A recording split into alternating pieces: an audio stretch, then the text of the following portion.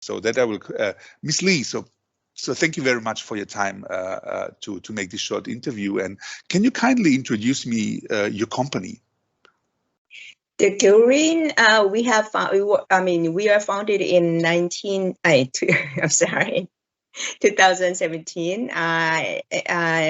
To pursue the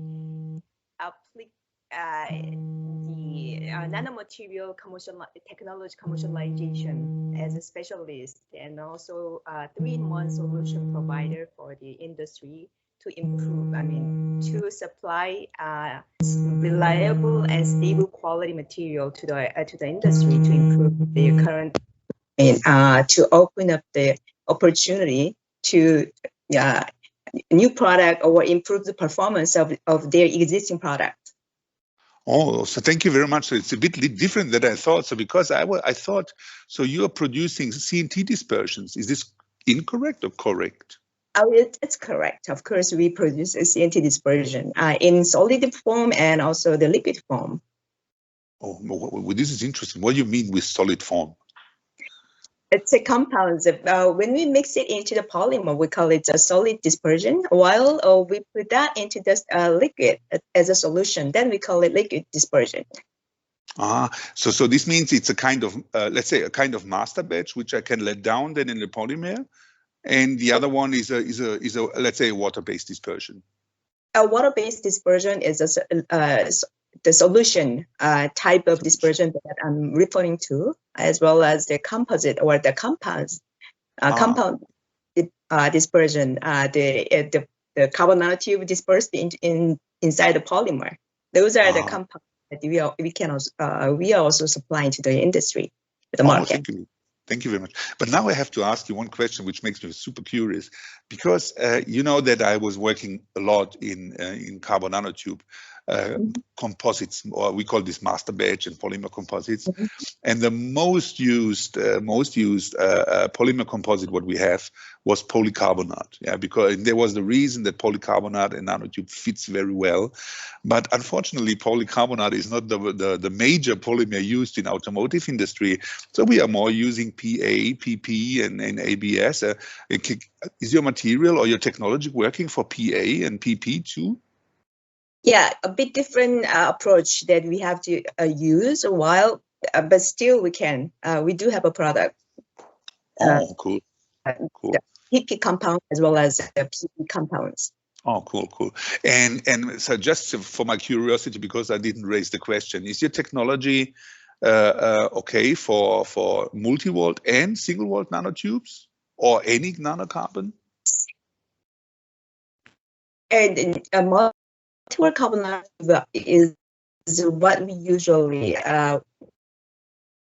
the carbon mainly using at the moment. While the single-volt nanotube, why not? But then it's still to explore for us, to be frank with you. Oh, okay. And this I understand. So this means you have a basic technology for dispersing nanocarbons into matrices, isn't it? Yes, correct. Okay. And now when I approach your company, so you told me now many things. So you have consultancy and you have products. Is this correct? Yes, absolutely correct. What kind of consultancy you are offering? Have a very well developed network inside the industry as well as the academic field areas, so that we understand, and also the material and technology itself. Also, we do have quite an expertise to understand and appreciate and make a proper and correct, right selection for different application. So it's not, we are proud of saying that we do have developed such kind of under the, the expertise from the field experience to make a proper selection of the right technology for right application.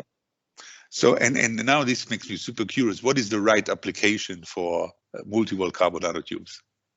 Oh, wow. Now the multi-volt carbon nanotube seems to be finding its place in the batteries. The worldwide mostly used application at the moment. And then one of my big could also get the investment for their the carbon nanotube production facilities to be fully scaled up to satisfy local demand for these two big companies, Samsung and LG. Ah, okay. And what about the space elevator? Wow, that's something that probably other companies like the single nanotube manufacturing companies can do, but not with the multiple nanotube at the moment. Okay. Thank you for your answer. So we are all waiting for the space elevator, don't you know? So this makes our life much more easy to come to the ISS, right? Absolutely. Probably I don't know. But you told me about your academic network. Can you name some of your academic partners in Korea? Most renowned institutes that we do have a connection, like, and you know that let me go through the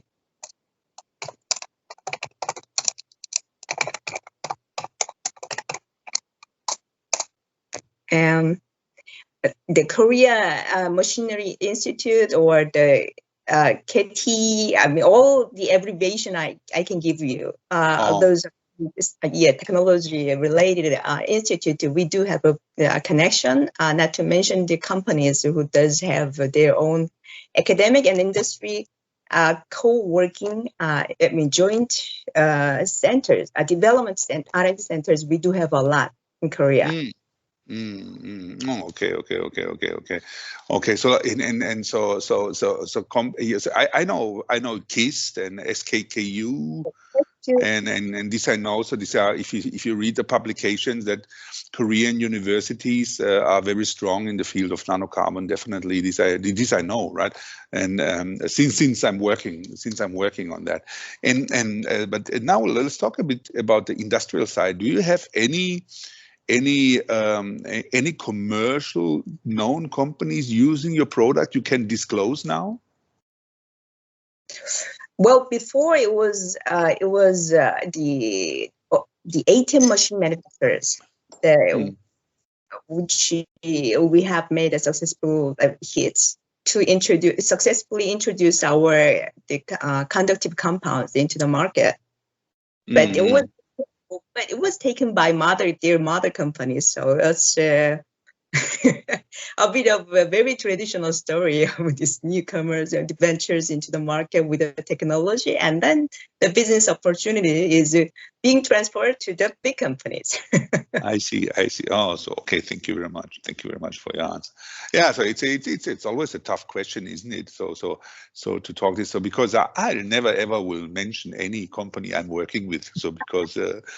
But you know, so now it's an interview, very relaxed. At least I try to get it out, because for us in Europe, is it more or less really to have an insight into Korean market and Asian market? It's not very easy. So I remember that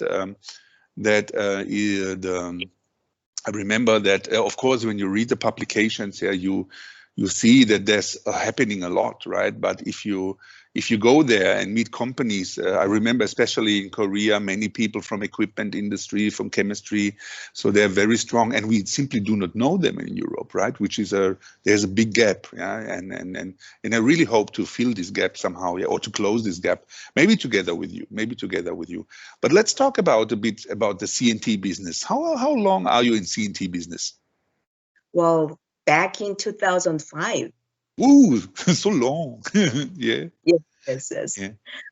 I was novice to the carbon nanotube industry before joining. By joining this multiple carbon nanotube manufacturer, who opened up the door for the mass scale production of multiple carbon nanotube, so that everyone who was involved in the development of the carbon nanotube applied technology, they also have.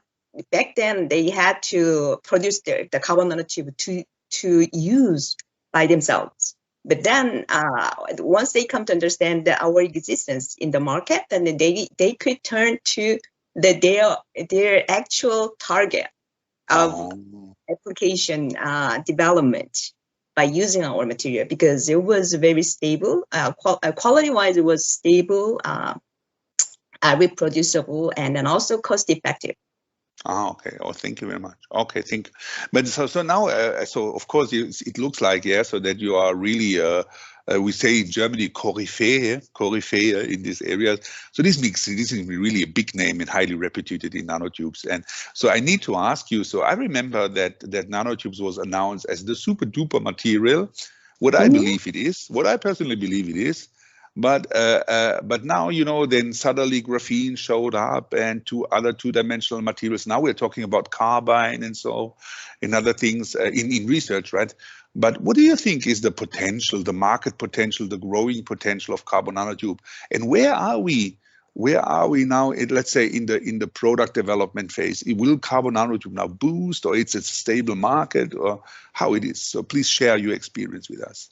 It's between stable and boosting stage, because graphene, the two-dimensional product like a graphene, is very happy with the experience of the carbon nanotube as its and predecessor, because of this all the long journey of this carbon nanotube developed by with the technology development effort done by all globally, and then the people does have developed their own understanding about how the carbon behavior actually it is, and then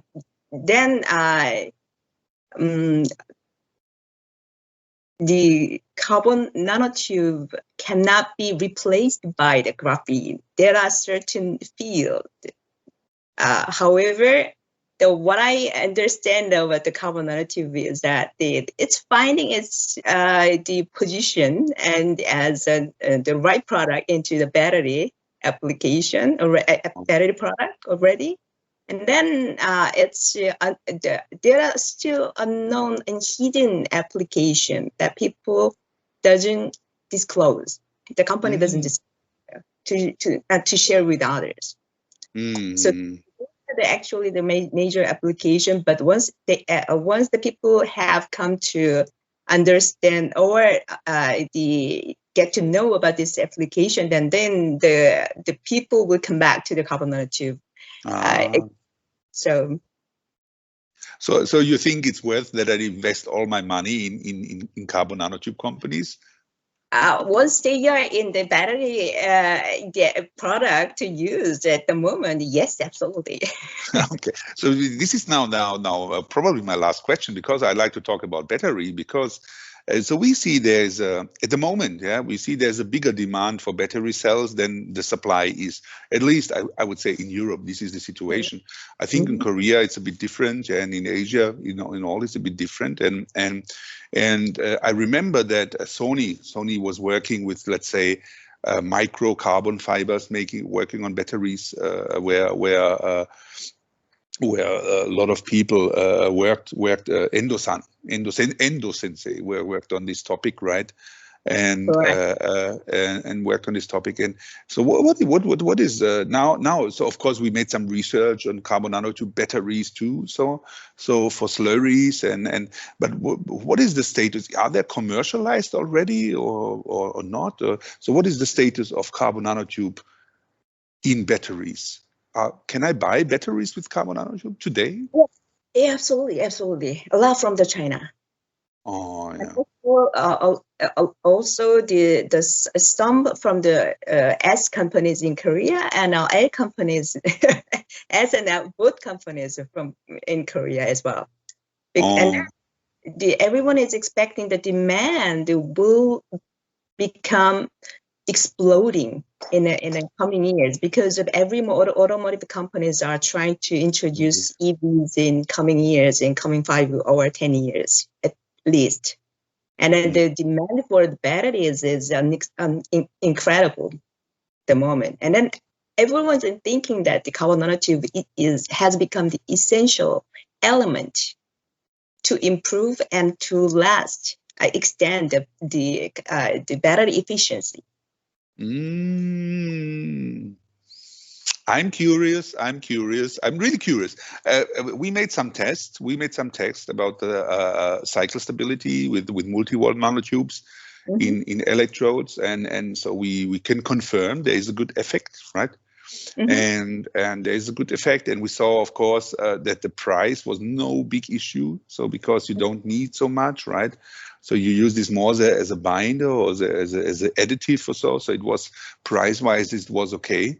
But so in terms of providing a stable product, so I think so. The main challenge was to get a good source of multi-walled nanotube to making a stable production. Yeah. So I'm curious. What will happen in Korea and China and Japan with nanotubes, right? So it's a really good answer. But now, so this is so much about my standard questions. My other question will be: so your talk will be about heating applications, or what? Oh yes, absolutely. Yes. Can you briefly tell us what is your talk about? In the market, you can find a lot of different kinds of the planar surface resistant heating films that we call it at the moment, and then which is a flexible planar heating film, and those are the commercially available and stable in the market at the moment. Are the films with the temperature below 60 Celsius degree. It's because of its safety issue. Get the fire or to prohibit from the right in operation from catching any fire. Our technology is to develop the silicon film heater, increasing the temperature up to close to 200 Celsius. Wow. Okay. And, also, the temperature can range in the level that the application requires.